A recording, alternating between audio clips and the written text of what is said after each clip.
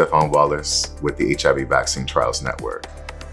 And we're here to talk about intersections, and specifically the intersections of all of our lives with science and the myriad of ways that we are impacted by science and we engage in science. Stay tuned as I speak with a host of community leaders, advocates, and scientists as we dive deeper into their intersections.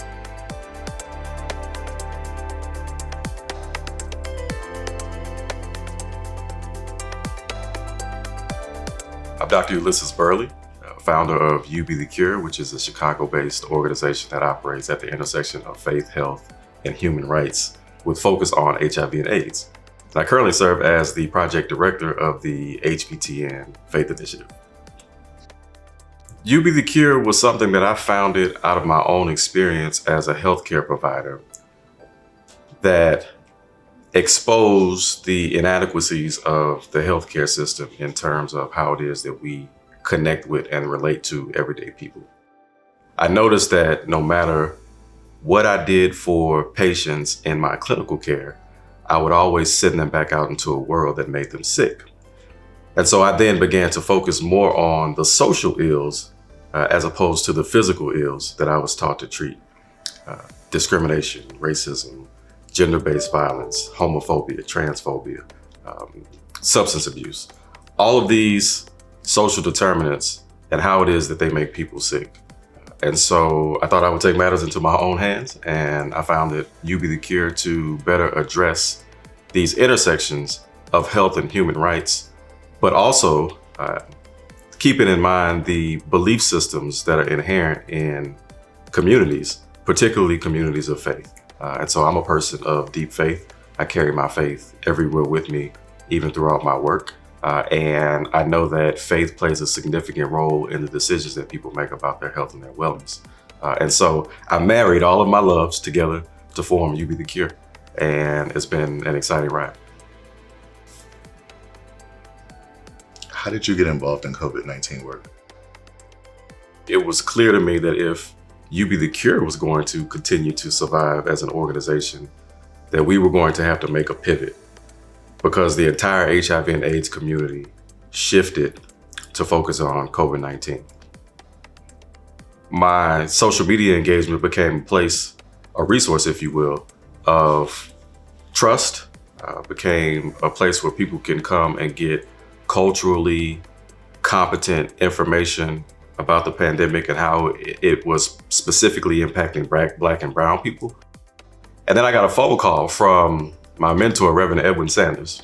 And he said, listen, the HVTN and its partners are organizing to be able to better respond to COVID-19. And they are prioritizing faith engagement. And I want you to come on board to support us as an ambassador.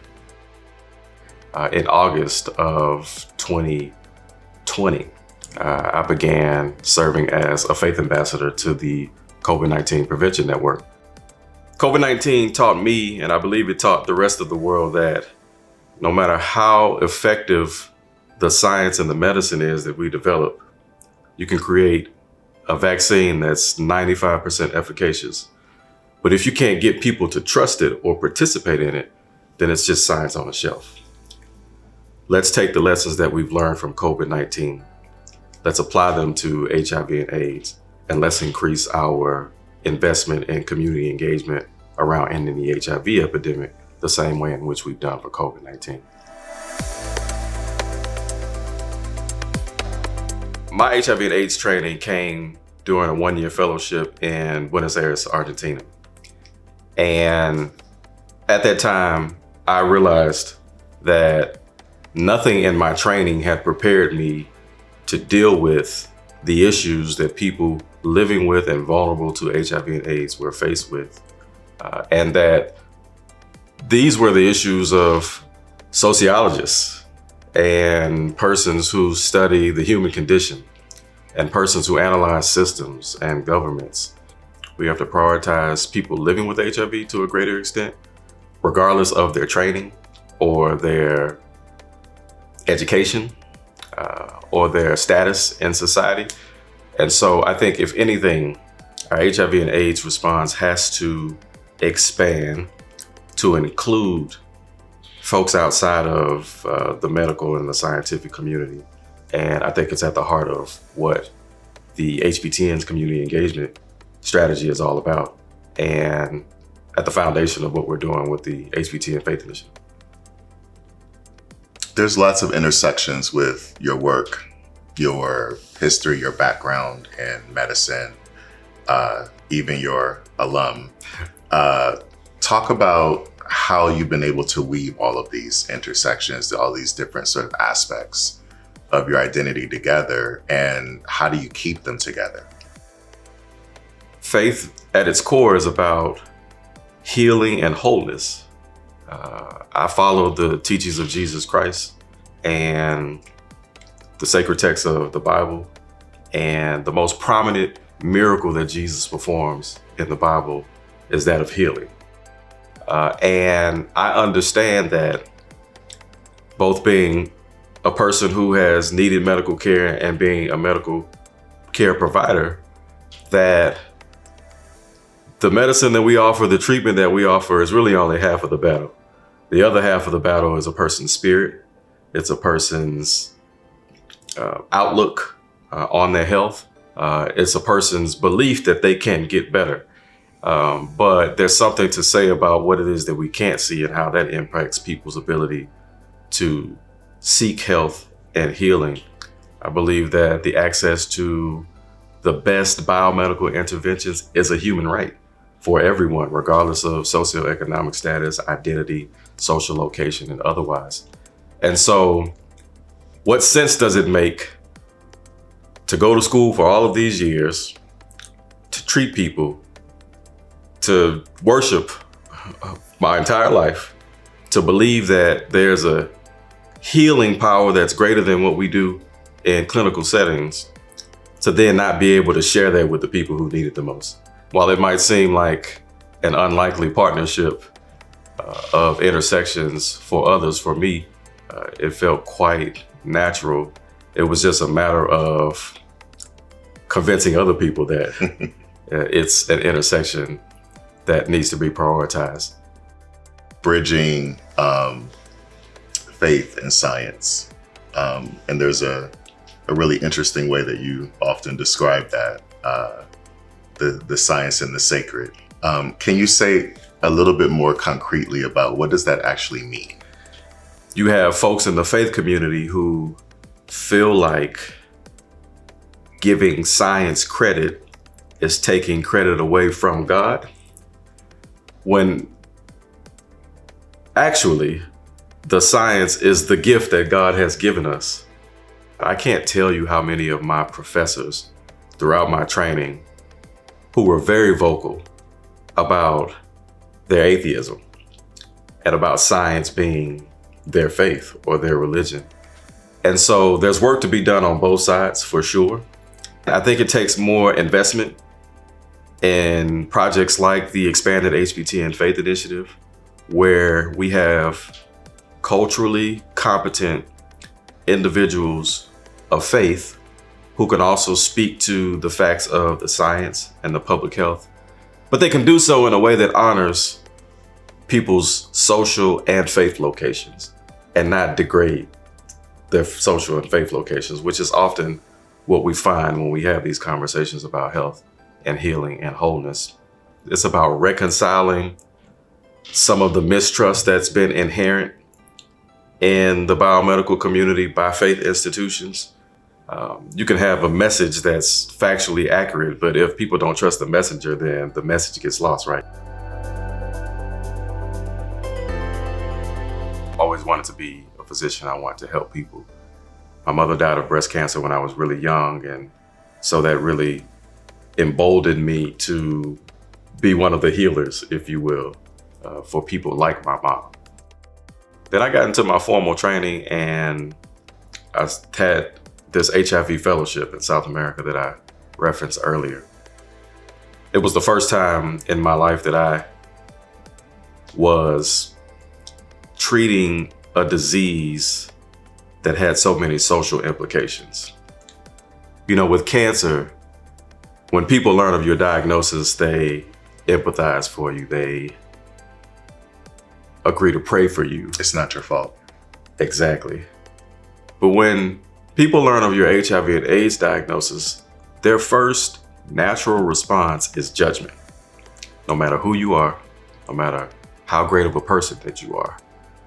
They always want to know, well, how did you get it? 2 medical diseases, HIV and cancer. Both diseases that impact us on a cellular level were regarded in such different ways in terms of how it was that people perceived one over the other. Working in the HIV and AIDS space is the only place where I'm a minority. And that's humbling. It gives me a tremendous amount of perspective, and it makes me a better person. But I haven't always been where I am right now in terms of my thought around diverse identities.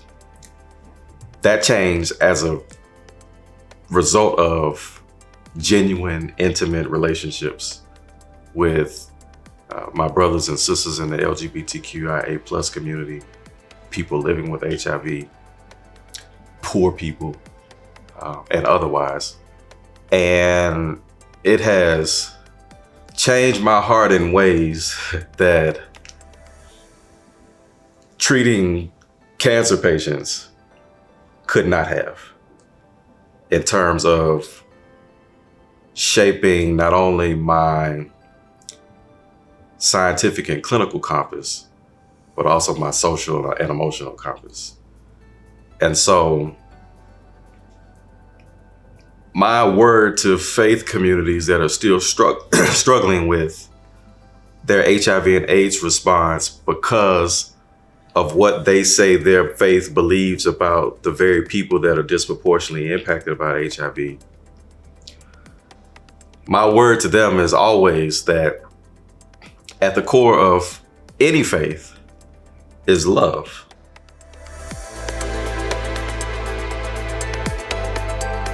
What would you say to someone who was under the impression that the term faith communities, or the Faith Initiative is singularly focused on Christian-based communities?